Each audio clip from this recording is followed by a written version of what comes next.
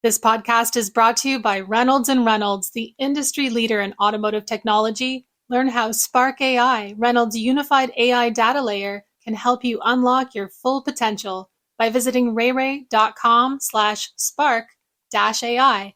That's REY.com/spark-AI. Hey, it's Daily Drive executive producer Jake Neer. Thanks for joining me for this bonus episode of the show. On this week's Weekend Drive episode, our own Michael Martinez mentioned his recent interview with Lincoln President Joaquin Nuño-Whelan about the brand's strategy for 2026. Lincoln's betting on growth this year, even though the brand just lost its entry-level Corsair crossover, shrinking its U.S. lineup to just 3 nameplates. Nuño-Whelan told Mike the brand grew sales 2% in 2025, despite headwinds, and he's pushing dealers to defy the odds and do it again. If you missed that conversation, make sure to go check it out. That came out on Saturday. But for now, here's a piece of Mike's interview with Lincoln Chief Joaquin Nuño-Whelan. Wanted to talk product, and again, I realize, there's a lot you probably can't say, but, I think in the near term, there's a lot of concern right now, given the loss of Corsair, and I know there's still some that'll sell into the first part of this year. But what would you say to dealers who might be concerned that, in the near term, they only have 3 products to sell?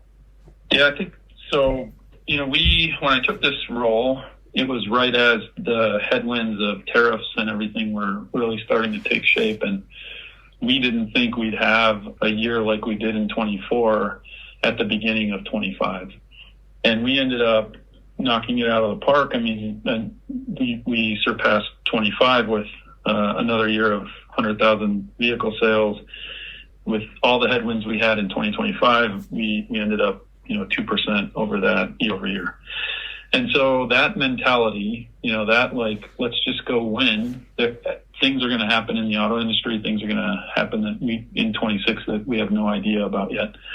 Supply chain disruptions, whatever, we can work to de-risk, but things will happen. And so the starting point is just, let's have that same strong mentality of let's just go figure it out and let's have another record year.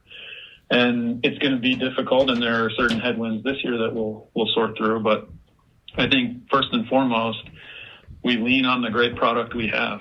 And when you look how the year ended, Navigator, we had a great launch. Navigator launching in 25, no hiccups. I mean, we had a super launch, and that product has done really well.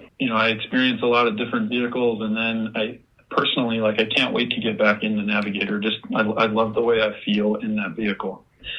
And Nautilus has done that too, and you'll see, as we lean into marketing here, the holiday wish list ad that we did with the little entrepreneur and the hot cocoa stand, that was super well received. We had activations at the retailers. That emotional connection to the brand and to the product, I think, has done really well. And so as we roll out things into 26, you'll see more of that product to emotional connection to the Lincoln feeling and the elevated Lincoln aspect around things like people achieving their dreams or having moments of epiphany. And I think that feeling and continuing to help people make that connection will lead to stronger sales. We'll work to do some things where we can keep the product momentum going in light touches. And so, things around personalization and new trim levels and new themes for Rejuvenate, like those things that we can do relatively quickly and highlighting those. And so I think that will keep the momentum going. And the great thing about the connection we have with the retailers and the council is we've worked on a lot of plans for 26, and we had some really strong back and forth so that when we laid that out in October at our retailer meeting, I think going into the meeting, there was a lot of worry.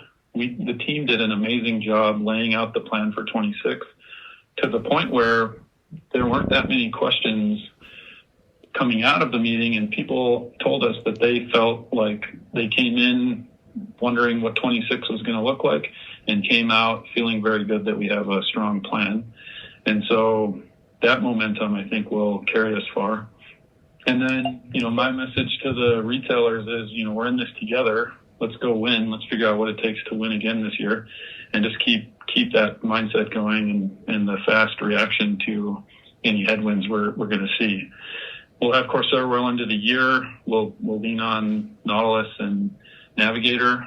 These are amazing products. They keep getting awards and good reaction from things like even Consumer Reports. So I just want to keep the momentum going and lean into the great product we have. So do you think there is an opportunity to increase sales year over year in 2026? Because I think the general consensus was, okay, they're losing Corsair at some point when they run out. Probably going to be hard to top a full year of having it last year. Yeah, on paper it says we're not going to, but I'm pushing, I'm betting, I'm working to not just take that as what will happen. So we'll see how it'll play out. It'll be difficult with some lower volume on that side, but we've got to figure out how to keep the momentum strong and make up for it in other ways. Coming up, more from our own Michael Martinez's conversation with Lincoln President Joaquin Nuño-Whelan. Artificial intelligence is reshaping the car business, from how vehicles are sold and built to what happens inside the cabin. I'm going to be talking about what you're doing with BMW with the iX3 that's coming out, with Alexa Plus. I think that's a completely different user experience. On this week's episode of the Automotive News Shift podcast, AWS's Oscar Turumshu joins the show. He breaks down how automakers are using AI to compress vehicle development timelines, what software-defined vehicles could mean for how long people keep their cars, and why the future may rely on a mix of in-vehicle and cloud computing. I'm Molly Boygon. Join me on Shift, available this Sunday, wherever you get your podcasts. When your AI tools are siloed, lost data, duplicate entries, and confusion are inevitable. Spark AI isn't another AI tool to manage. Instead, it's a unified AI data layer, changing the game by ensuring your solutions are making life easier and working at their highest capacity. Don't miss Spark at NADA. Watch Ray, our new AI assistant, bring everything together in one intuitive command center for smart, fast decision-making. Ray answers your questions at any time, providing instant messaging, insights, help videos, or live support. Instantly analyze your sales history and market trends, or generate a sales report with one prompt. You can even ask which cars to buy at auction today for the best return. Schedule an appointment at our booth for everything from a short demo to a full retail management system demonstration using our core AI products. Visit rayray.com/NADA. That's REYREY.com/NADA. Big picture on the portfolio. What do you see moving forward? I assume, long term, it's not just going to be 3 products, but can you give a sense into what type of products might work best with the brand and where you want to take it? Yeah, I can't get into too many specifics yet, but we continue, the small entry luxury space is something that is very important. So stay tuned there. And then, leaning into where we have strengths, obviously the Navigator is a strength, and continuing the momentum in that space. And then we wanted to take the brand in a little more emotional and exciting direction, but we'll lay out what that looks like in the future. Can't talk about it quite yet. Okay. And again, I'm wondering, high level from a philosophical standpoint almost, given the success you've had with Nautilus since the redesign and importing it, I'm wondering, would you be open to importing additional vehicles to the U.S. or, given the current tariff landscape, does it prohibit that at least for the next few years? I think that, we've got to be careful how we do things. It's hard to predict in automotive cycles how these things play out with, macroeconomics. So always open to figuring out the best way to do things and keep not only the network healthy, but, future growth strategies, but also understanding how in the decisions we make day in and day out for the future, how do we always keep a mind toward, de-risking things so that there isn't that huge headwind shift should something change faster than an automotive cycle. So I guess staying open, but trying to de-risk the future as much as possible as well. The UEV platform, obviously for the Ford brand, a lot of talk about that. A lot of investment and focus on the future there.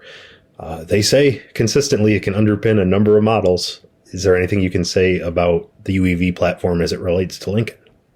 Nothing I can say yet, but it's our strategy is to use the best of the platforms we have as an enterprise, figure out how to get the right luxury bandwidth and the right very differentiated luxury Lincoln point of view into the designs and the execution. So if that can align and it makes sense, then it'd be very interesting for Lincoln to play there, and continually figuring out how to have multi-energy strategy going forward is also a big deal. So yeah, we'll see how that one comes together, but nothing to say yet.